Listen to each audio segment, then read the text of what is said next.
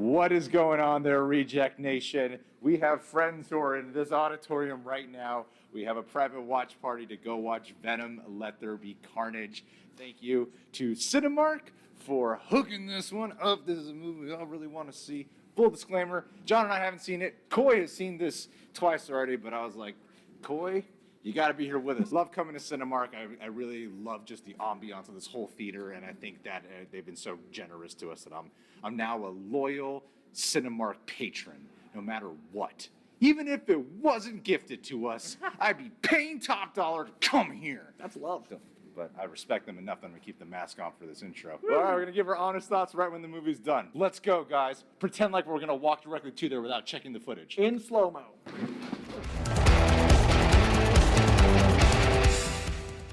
We just got out of Venom, Let There Be Carnage.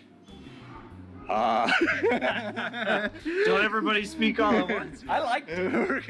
We're gonna get everyone's quick reactions in just a little bit. Why don't one of you guys go first? Coy, Let me preface, because I've seen it before, and let me preface that Greg's experience right now was my first experience. I actually called Greg and I was like, hey, I just saw a movie. And I need to comprehend it for a little bit, because it's a cacophonous experience. It is a whirlwind of light and sound, and that is what hurt symbiotes. So we experienced the Venom, but I do think it's a movie that upon rewatch gets better each time, and I think what you need to know going into the movie is which kind of film you're getting. I think the best way to keep the bubble of comic book movies from bursting is to diversify your content, and no matter what, as much as you have a space opera with Guardians and a heist film with Ant-Man and these epic scopes, they are a certain tone with Marvel. They're very varied in their tone, but you can still say, like, that's a Marvel film, whereas this is not. And I think that's a really beautiful way to go, like, hey, that insanity couldn't exist over there, let's dance. And I personally like that we get a diversified version of content, so nothing feels stale if you go full gonzo. I respect the gonzo personally. Did you talk about the movie or something else surrounding it? That's how I feel about Venom. It's a lot of things. It's a life experience, really, to be honest. It's about like the Life Foundation. Okay, look, here's what I like about it. I think Tom Hardy steals the show once again. I think he was absolutely entertaining as hell to watch from beginning to end. And I like the dynamic that they formed with him that they tease here in the trailer, where they really have formed this like codependent, toxic, butting at heads. Like they really double down on like, oh, there was kind of like a bromance / like actual romance going on between them. Let's like really double down on the vibes there. And I enjoyed that. A lot of it is intentionally funny, a lot of it is unintentionally funny. And there's also some really cool effects here with Carnage for sure. The movie itself, it's you know, you said when it was done, you're like, it was a weird movie. And I was like, yeah, maybe Coy's just saying that. He's a weird guy. And then you watch it, and I kind of think I know what they were going for with here. Because you had recommended reading Maximum Carnage before watching this, and so I read Maximum Carnage over the weekend, and I was like, this does feel like a comic book movie. Here's what it also feels like. It feels like those like early 2000s comic book movies that were still figuring out how to do comic book movies. Like a better version of that, but it still feels that way. If in case you haven't heard, this movie is like 35 minutes, all right? Like the runtime is remarkably short. Honestly, here's my basic consensus is that there's a better edited version out there. That's I feel like an hour and 45, 2 hours. A 2-hour cut of it. Yeah, I feel like more. It's shot really well, and there's a lot of fun things they're dealing with here, and clearly Tom Hardy's having a blast. And they have a lot that they're wanting to explore, and I think in terms of hero versus villain, yes, does it improve upon the first one? Absolutely. It's just that you can't help but, for me at least, it is entertaining, it is cheesy, and I'm not just saying that. I'd be honest with you guys if I hated the movie, because I didn't. Like I thought it was really fun, and you can see why that seems to be the passing grade for this film, because that's what it seems like the final edit of this movie is setting out to be. But I can also get this sense that there's this commitment from the actors and the director that there's a more, I don't know if the right word's heavier, but a film that hits better, that with like a little bit of like a dark weight to it. It kind of felt like it was holding back at times on the kind of movie it really could have been. So I feel like in some ways we are reviewing the first Venom movie. But I would say it's better. But it's not the same kind of movie. It's totally weird. Yeah, it's way weirder. Yeah. It's like the people that love the lobster tank scene will love this. Like, this movie is the lobster tank longer. Well, let's talk a little bit more. I'll let let you know if I recommend it or not. John? Yeah, I thought this was a very strange experience as well. A very fun experience as well. One that it's a lot like the first Venom in the things I have to say. It's like, yeah, Tom Hardy and Venom are the heart and soul of the movie. There are some great supporting characters, especially Stephen Graham. I thought he was pretty great. He was probably my favorite just actor supporting character. He was acting his ass off. He was acting his ass off. One of my favorite rappers got a prolonged cameo that was exciting for me to behold. Yeah, moreover, I felt like this did, embrace a certain gleeful cacophony that at times does feel like it's a bit of a mess. At times you can tell, a lot like the first movie, that certain things were probably trimmed down or perhaps tamed so as to maintain that PG-13 rating, but the action's a lot better. It is always fun, whether it seems like it's intending to be fun or whether it's being campy and kooky. And so, yeah, in a way, it does feel like a very unique, albeit early 2000s-esque, like if a Sam Raimi Spider-Man movie got Was crammed. not as good. Yeah, wasn't as smooth or as good and was crammed into a smaller box than it was designed to fit in. But ultimately, it comes out as this unruly and ultimately endearing mess, but that's really fun to behold. Let me be more succinct. Can someone judge my last rant? I think that it is like a Universal monster movie with a lot of Saturday morning cartoon flavor in a very good way with a dash of 90s comics. To me, this feels like watching something that doesn't have all of the gravitas of needing to be the most important thing. It's a good time, and it's here for a short time. And it's a whole whirlwind of movie, and I think that they intended to make that. So to me, the comedy was much more intentional. To me, the action was a lot better. To me, they used these archetypes to really just throw the spaghetti at the wall and see what stuck, and most of it stuck for me. And as a kid that grew up reading Carnage, Carnage looks better than I ever could have dreamed. Carnage looks incredible. He looks like a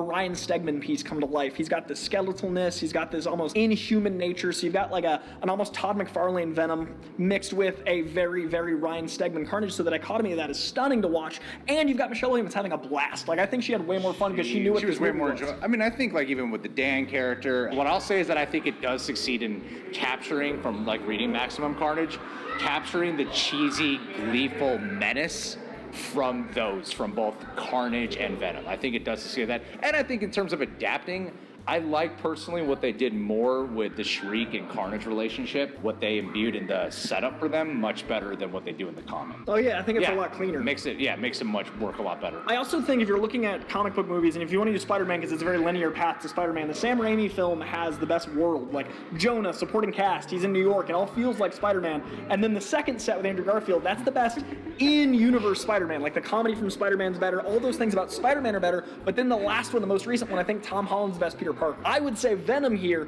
is one specific archetype of what Venom can be. They might make another Venom movie in like 10 years with a new cast, a new world, and you can do that because he's an archetypal character. And I think we've got just one type of Venom. We're not talking about Topher. We've got one type of Venom. We should talk about Topher. But I think this is like the Sam Raimi. This is the a little bit kitschier, a little bit more Silver Age. This is the beginning, and we might get a Garfield down the line or a Holland, but I like this. I actually really enjoyed the way they have advanced and added on towards the relationship with Eddie Brock and Venom specifically in this movie. Like Venom is pretty funny in this film, which is exactly what you would expect. But I think Venom's funnier in the comics than people remember. Yeah. He's weird. He talks to himself. He makes jokes and laughs at himself. Everybody's like, Venom's serious. I'm like, no, he's never been. He's like, so is Carnage. Like they're both like just they talk a lot. And Eddie, before he gets to shut Cynthia, talks a lot. Eddie like mutters to himself working out. People forget how weird the 80s comics were, and then they watch the first movie like, that's not Venom. I'm like, no, that's exactly Venom. No, yeah. There's different types of Venom. I think it succeeds at what it set out to do. I think for the most part it does succeed to set out what it. Did you like it more than the first one? I did. I liked the first one. I was one of the few defenders of the first one, loudly defending the first one.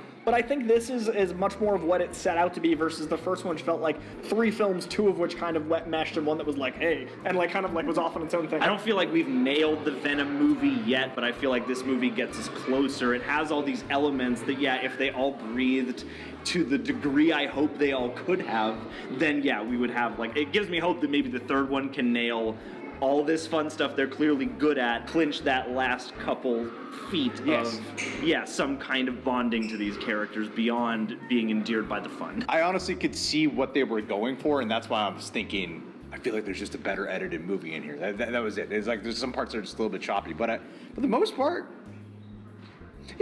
I'd say it's fine. Yeah, satisfied. I'd say I didn't walk away disappointed or anything. I was like, this is about what I expected, and it's weirder than what I thought it would be. Even you were trying to prep me. I tried. You were That's trying to prep weird. me for how weird it is, Because I want you to have honestly- that audience. Yeah, and I won't go into what makes it so weird, other than like obviously you can pick up on some cues that like tonally some of this seems like it's a mishmash of a bunch of different things. Does that always equate to an eclectic, fluid translation? Not always, but it's, some of that weirdness you're like, I don't know why. This could be considered really bad, or this could just be very entertaining, and I can't tell sometimes this is intentional or not, but for the most part, I feel like they're just setting out to entertain, and they're doing just that. I've seen it 3 times because I'd consider Tom Hardy's love of Venom in the top 10% of actors playing comic book characters. The guy's passionate about the character, he loves it, he gets it. If you listen to his interviews, he is so invested in Eddie Brock, Venom, and their relationship. So to me, that's well worth the time, the price of admission, etc. This movie is Eddie and Venom's movie, and then Carnage is fun too. But it's just fun. It's great. Okay, we just realized we shot this whole review without even talking once about the post-credit scene, because I feel like that's all anyone's talking about with this is stay for the post-credit scene, stay for the post-credit scene. We wanted to just talk about the movie specifically. Then we ended this video without even mentioning our Because you don't need to stay for the scene. get out Nothing of it.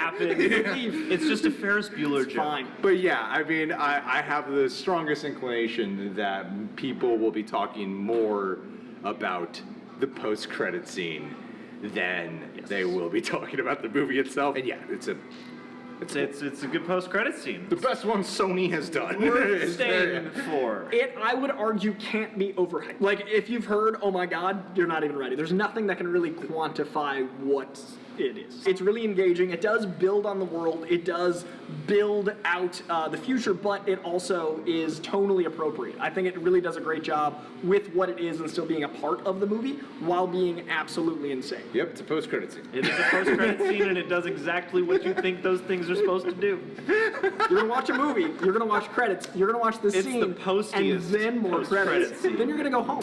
Well, it looks like we're all on the Same from weird moderately to high recommendation path here. page. See what you think about See it. what you think Everyone's about it. You're have gonna to- watch it no matter what we say, all right? Guys, leave your thoughts down below. Coy, thanks for being here. Yeah, I got to interview the cast. There's some weird interviews. Those guys are great. Check those out. Nerdist. And also, let's capture some of the reactions of the people who saw the movie with us. Jabby Coy, what did you think of Venom, Let There Be Carnage? I had fun. I really, really liked the relationship between Eddie and Venom, and that's about it. Everything else in the movie was not good to me. The important part is I came out with a smile. But what'd you think of the post-credit scene, right? Because that's all anyone cares about. Oh, that was awesome. Courtney, Ashura, what'd you think? I had a lot of fun with it. I really liked the relationship between Eddie and Venom, and yeah, I just enjoyed it. It's a fun movie. Was I expecting like Oscar material? No, but I had a good time. I agree. I came in ready to kind of be underwhelmed because the first one, it was okay. This one was way better. I had a really good time with this. Eddie and Venom had a much stronger relationship. Carnage was okay, but I did have a good time. Chris, what'd you think, buddy? Oh, it was short. It was fun, and they definitely embraced the humor in this movie. It just took it to a whole nother level there. It was fun. Tara, where are you, Tara? Tara, what'd you think? I don't. I mean, do I have to? It was fine. It was fun. It was funny. Sort of could have been better. First one I didn't like. So this one, better. Hi, this is really close. Movie, it was fun, better than the first one by a lot. I like Venom a lot as a character, so I feel like for them to not give me what I want but double down on what they wanted, I respected them for that. I'll watch whatever they're gonna do next. And that after set credit scene was wild. Literally the most direct way of doing things I can't talk about. But yeah. Aaron, Olivia, what'd you guys think? Be honest. I gave it downish. Honestly, it's okay, I guess. Whatever. I think if you saw the first, this would set your expectations up. Like, I don't think the first is a good movie, and I don't think this is a good movie, but I think the first set me up to experience that this is not going to be a good movie. That makes sense. But it will be a fun movie, and it is fun, but it's not a good movie. It was fun, but the post-credit scene kind of left me with a big smile on my face, to be honest. For me, That's the only honestly. reason you should go watch this movie. Thank you, guys, and thank you, Sid and Mark. Yeah, we saw the movie. Hell yeah. Thank you.